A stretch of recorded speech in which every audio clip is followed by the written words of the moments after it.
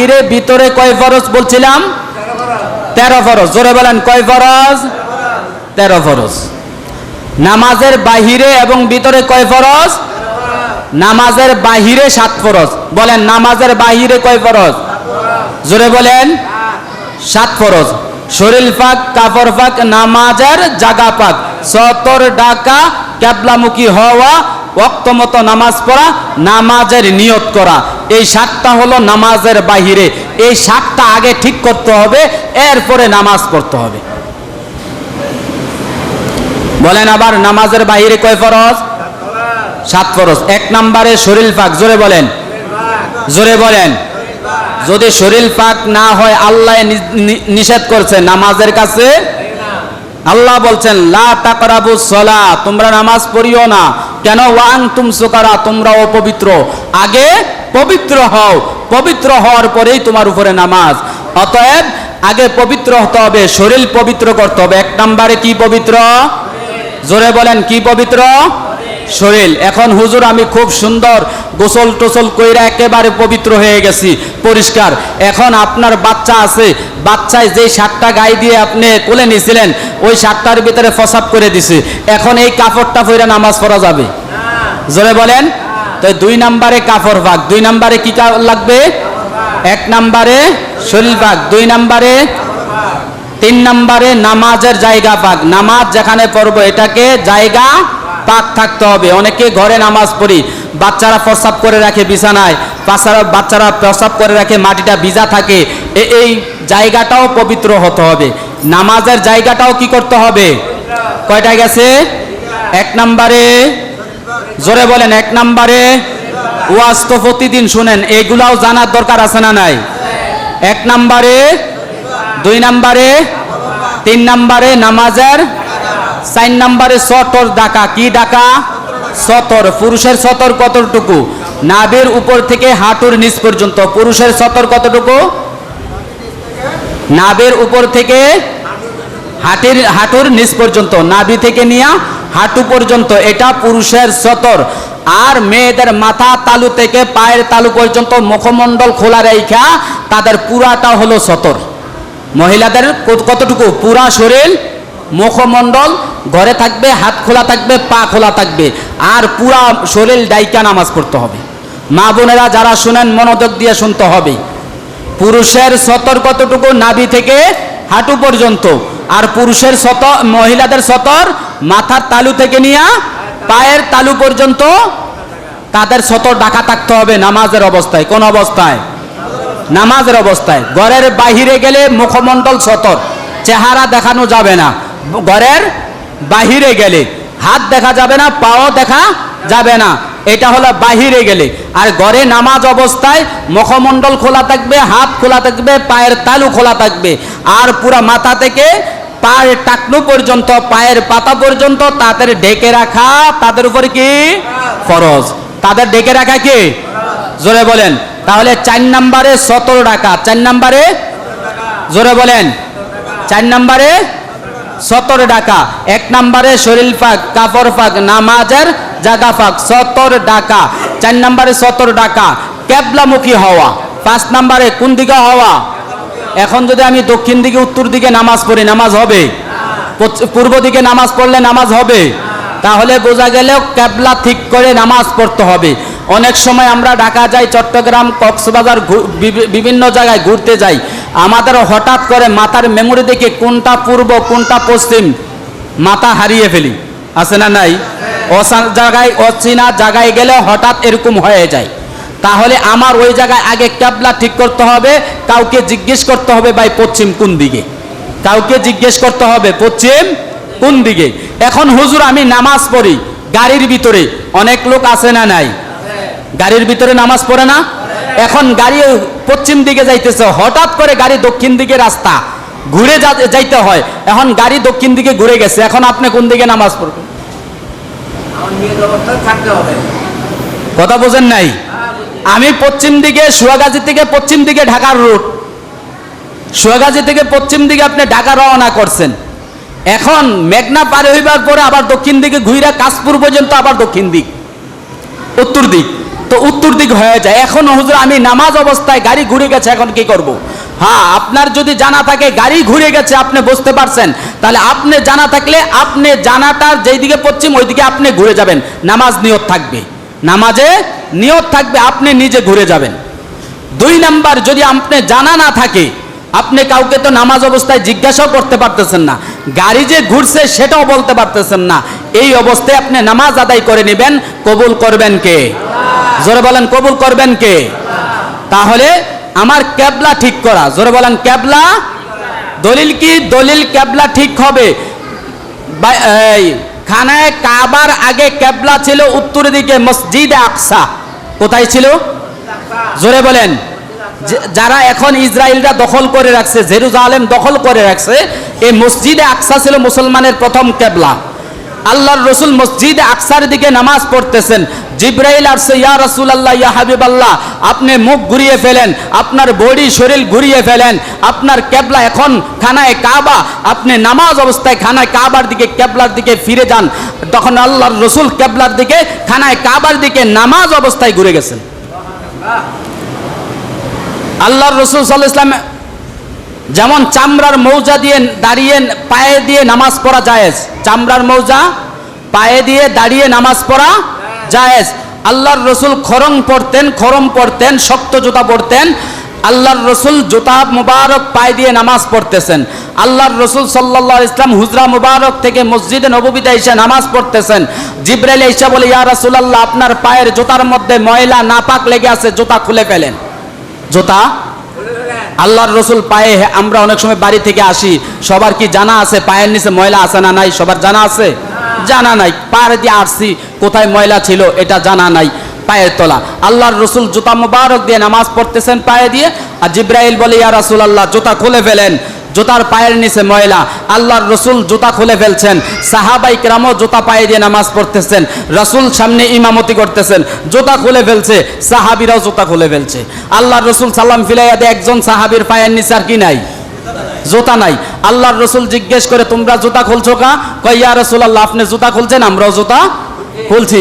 আরে আমার কাছে জিব্রাইল এসে বলছে, আমার পায়ের নিচে, জুতার পায়ের নিচে ময়লা আছে, নাপাক আছে। জিব্রাইল বলছে নাপাক সরাইয়া ফেলতে। তোমাদের কাছে কি জিব্রাইল আসছে, আর তোমাদের পায়ের নিচে কি ময়লা আছে নাকি? ইয়া রাসূলুল্লাহ, আপনাকে আমরা অনুসরণ করি, ইমাম মানি, নেতা মানি, অতএব আপনি জুতা খুলছেন, আমরাও জুতা খুলে ফেলছি। অতএব 5 নম্বরে আমার কেবলা ঠিক রাখতে হবে। 6 নম্বরে কি রাখতে হবে? কেবলা ঠিক রাখতে হবে। 1 নম্বরে শরীর পাক, 2 নম্বরে, 3 নম্বরে নামাজের, 4 নম্বরে, 5 নম্বরে কেবলামুখী হওয়া, 6 নম্বরে ওয়াক্ত মতো নামাজ পড়া। কি মতো নামাজ পড়া? জোরে বলেন, 6 নম্বরে কি মতো নামাজ পড়া? ওয়াক্ত মতো নামাজ পড়া। সময় মতো নামাজ পড়াও ফরজ। সময় মতো নামাজ পড়া কে? জোরে বলেন। জোহরের নামাজ পড়ছেন আসরের নামাজের পরে, এটা কি ফরজ আদায় হলো? জোরে বলেন। তাহলে যেই সময় জোহরের সময়, ওই সময় নামাজ, ওয়াক্ত মতো নামাজ পড়া কি? ফরজ। 7 নম্বরে নিয়ত করা। কি করা? জোরে বলেন। 7 নম্বরে কি করা? নিয়ত করা। এখন আমরা নামাজ পড়তে আসছি জুমার নামাজ না জোহরের নামাজ? এখন কি নামাজ হবে? আগামী এই টাইমে কি নামাজ হবে? তা আজকে জুমার নামাজ হবে। এই জুমার নিয়ত করে 2 রাকাত নামাজ আদায় করা, এটা কি? ফরজ। এটা কি? ওয়াক্ত মতো নামাজ পড়া, নামাজের নিয়ত করা। নামাজের নিয়ত করা কি? জোরে বলেন, নামাজের নিয়ত করা কি? ফরজ। এখন এমনও হতে পারে একজন মানুষ পেরেশানি করে দৌড়াইয়া আসছে, প্রতি 1 সপ্তাহ সে নামাজ পড়ছে জোহরের নিয়ত কইরা, হঠাৎ করে 1 সপ্তাহ পরে আসছে জুমার নামাজ। এখন হ্যাঁ দৌড়াইয়া তাড়াতাড়ি করতেছে জোহরের 4 নামাজের নিয়ত করলাম, আল্লাহু আকবার। এরকম হতে পারে কি পারে না? ব্রেন মানুষের এটা ভুল হতেই পারে। জোহরের নামাজ, জুমার নামাজের মধ্যে হঠাৎ বলছে কি জোহরের নামাজ আদায় করতেছি, তাহলে নিয়ত কি সহি হলো? জোরে বলেন, নিয়ত সহি হলো? হ্যাঁ, হয়েছে। নিয়ত সহি হয় না কিভাবে?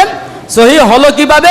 আপনি যখন জুমার আজান দেওয়া হয়েছে, তখন আপনি বাড়ি থেকে নিয়ত করছিলেন, আরে জুমার আজান দিছে, জুমার নামাজটা তো আমার পড়তে হবে, মসজিদে যাই। এরকম মনের মধ্যে নিয়ত আসছিল না? ছিল কি ছিল না? আর জোরে বলেন, আজান দেওয়ার সাথে সাথে যখন জোহরের আজান দেয় তখন নিয়ত হাইরা জোহরের আজান দিছে, আমার জোহরের নামাজ পড়তে হবে। এই যে আমি বাড়িতে নিয়ত কইরা জোহরের নামাজের জন্য নিয়ত করে মসজিদে আসছি, কিন্তু মসজিদে আইসা আমি নিয়তের সময় আসরের কথা বলে ফেলছি।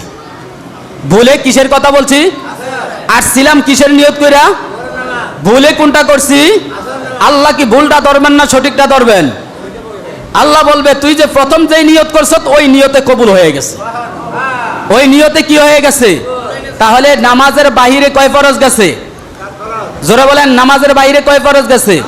7 ফরজ। নামাজের ভিতরে কয় ফরজ? জোরে বলেন, নামাজের ভিতরে কয় ফরজ? 6 ফরজ।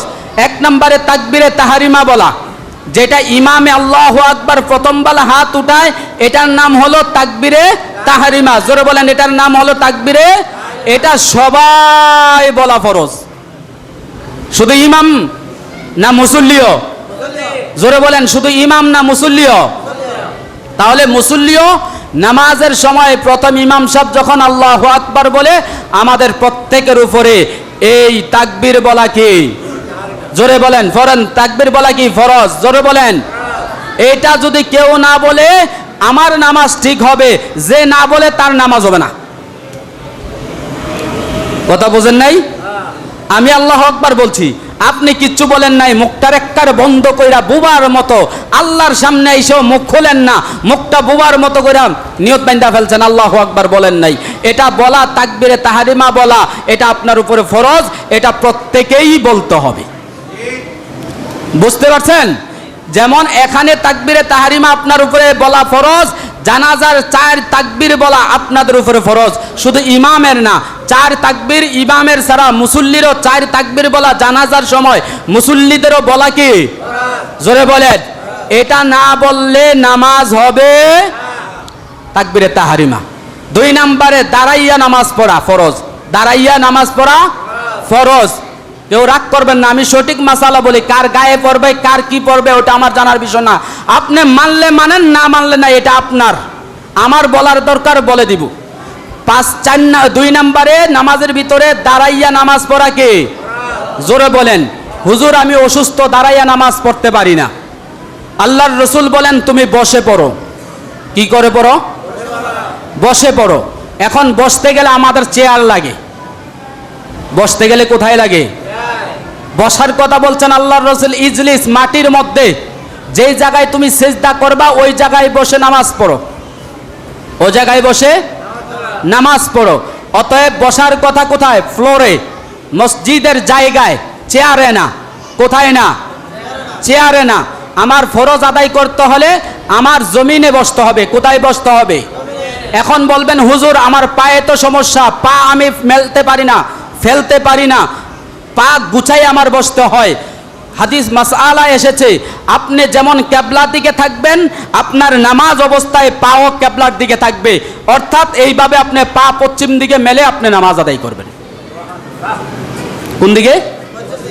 আমার পা তো আমি গুছাইতে পারি না, পায়ে সমস্যা, এই জন্য আমার বসে নামাজ পড়তে হয়। তা আমার বসার জন্য আপনি কোথায় মেলবেন? জমিনে মেলে দিবেন, পশ্চিম দিকে পা দিয়া আপনি ইশারায় নামাজ পড়েন, তাহলে আপনার সম্পূর্ণ নামাজের হক আদায় হবে। তাহলে 2 নম্বরে দাঁড়িয়ে নামাজ পড়া কি? জোরে বলেন। 1 নম্বরে তাকবীরে তাহরিমা বলা, দাঁড়াইয়া নামাজ পড়া, কেরাত পড়া, রুকু করা। কেরাত পড়া, সূরা ফাতিহা পড়বেন, সূরা ফাতিহার সাথে যে সূরা পড়েন একে একে যখন পড়বেন তখন সূরা মিলাবেন, ইমামের সাথে পড়বেন, তাকবীরে তাহরিমা বানছেন, চুপ হয়ে থাকবেন, আর বাকি দায়িত্ব হলো ইমামের। বাকি সবগুলা দায়িত্ব কার? ইমামের। নামাজ একে একই পড়বেন, সবগুলা পড়তে হবে, সবগুলা পড়তে হবে। তো কেরাত পড়া, রুকু করা, রুকু করা কি? ফরজ। রুকু করা ফরজ। রুকু করা কি? ফরজ। এরপরে 2 সেজদা করা ফরজ। 2টা সেজদা করা কি? ফরজ। কেউ যদি ভুলে একটা দিয়ে উঠা যায় আর সে 2টা সেজদা দেয় নাই, নামাজ পুরা বাতিল। হ্যাঁ, যদি নামাজের পরে মনে হয় যে আমি 1 সেজদা দিছি, আবার নামাজ দৌড়াইয়া নেবেন। যদি আপনার মনে না হয় আল্লাহ নামাজ কবুল করে নেবেন। মানুষের অসুস্থ অবস্থায়, জ্বর অবস্থায় অনেক সময় শরীরে অনেক ক্লান্ত থাকে, দুর্বল থাকে, কারে কি কয় হেডাও জানে না, আছে না নাই? ওই কিতাবে লেখছে শ্বশুর অসুস্থ, জামাই ঢাকা থেকে বাড়িতে আসবে শ্বশুরকে দেখার জন্য। শ্বশুর অনেক জ্বরে আক্রান্ত। এখন এই অবস্থায় শ্বশুর রসমালাই নিয়ে গেছে, শ্বশুরের জন্য জামাই রসমালাই নিয়ে গেছে।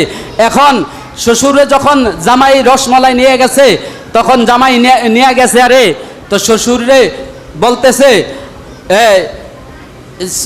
বলতেছে আব্বা আমি রসমালাই আনছি, আপনার তো বেশি জ্বর, আপনি একটু রসমালাই খান।